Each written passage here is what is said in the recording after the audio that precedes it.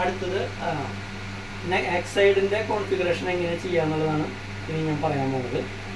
അതിനായിട്ട് നമ്മൾ മൊബൈൽ എടുത്തു. മൊബൈലിൽ നമ്മൾ ആദ്യം തന്നെ നമ്മുടെ ഡാറ്റ ഓഫ് ചെയ്തു. വൈഫൈയും ഓഫാണ്.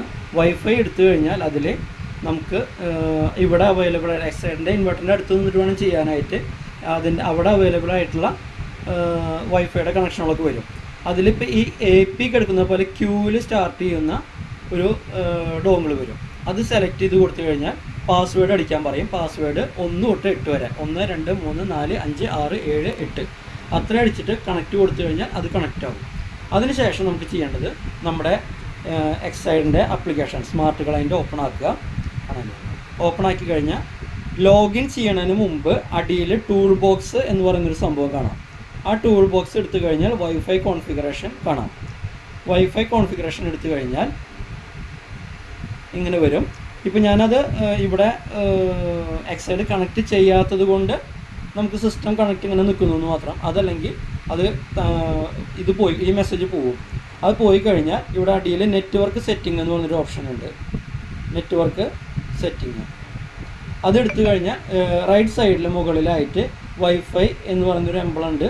ആ എംബ്ലം എടുത്തു കഴിഞ്ഞാൽ ഇതിപ്പോൾ അത് കണക്റ്റ് ചെയ്യാത്തത് കൊണ്ട് എനിക്കത് ഓപ്പൺ ആക്കാൻ പറ്റുന്നില്ല. റൈറ്റ് സൈഡിൽ മുകളിലായിട്ട് വൈഫൈയുടെ ഒരു എംബ്ലം വരും. ആ എംബ്ലത്തിൽ തൊട്ട് കഴിഞ്ഞാൽ അവിടെ അവൈലബിൾ ആ നിൽക്കുന്ന ലൊക്കേഷനിൽ അവൈലബിൾ ആയിട്ടുള്ള വൈഫൈ റേഞ്ചുകളൊക്കെ വരും. അതിൽ 2.4 വൈഫൈ ഏതാണോ ഉള്ളത് അത് കസ്റ്റമറുടെ ഏതാണോ അത് സെലക്ട് ചെയ്ത് കൊടുക്കുക. അത് കൊടുത്തിട്ട് ഉടനെ അതിൻ്റെ പാസ്വേഡ് ചോദിക്കും. പാസ്വേഡ് കൊടുക്കുക. എന്നിട്ട് ഓക്കെ കൊടുത്തു കഴിഞ്ഞാൽ അത് കുറച്ച് നേരം കറങ്ങി നിൽക്കും. അത് കഴിഞ്ഞാൽ ഇവിടെ മുകളിൽ സെറ്റ് എന്ന് പറഞ്ഞൊരു ഓപ്ഷൻ കാണാം. ഇതേ പൊസിഷനിൽ തന്നെ സെറ്റ് കൊടുത്തു കഴിഞ്ഞാൽ അത് സേവ് ആവും. അത് കഴിഞ്ഞാൽ അത് ഓക്കെ ആയി. ഒരു 25 മിനിറ്റ് കഴിയുമ്പോൾ ആ ഡാറ്റകൾ നമുക്ക് കിട്ടാൻ തുടങ്ങും. നമുക്ക് പിന്നെ ഈ വൈഫൈ ഡിസ്കണക്ട് ചെയ്തിട്ട് നമുക്ക് നെറ്റ് എടുത്തു കഴിഞ്ഞാൽ നമ്മുടെ മൊബൈൽ ഡാറ്റ എടുത്തു കഴിഞ്ഞാൽ നമുക്ക് നമ്മുടെ സ്മാർട്ട് ക്ലയൻറ്റ് ആ ആപ്ലിക്കേഷൻ ആ കസ്റ്റമറിൻ്റെ പേജ് ഓപ്പൺ ചെയ്ത് കഴിഞ്ഞാൽ അതിൻ്റെ ഡാറ്റ കിട്ടാൻ തുടങ്ങും. അപ്പോൾ എക്സൈഡിൻ്റെ കോൺഫിഗറേഷൻ ഇത്രയേ ഉള്ളൂ. ഓക്കെ.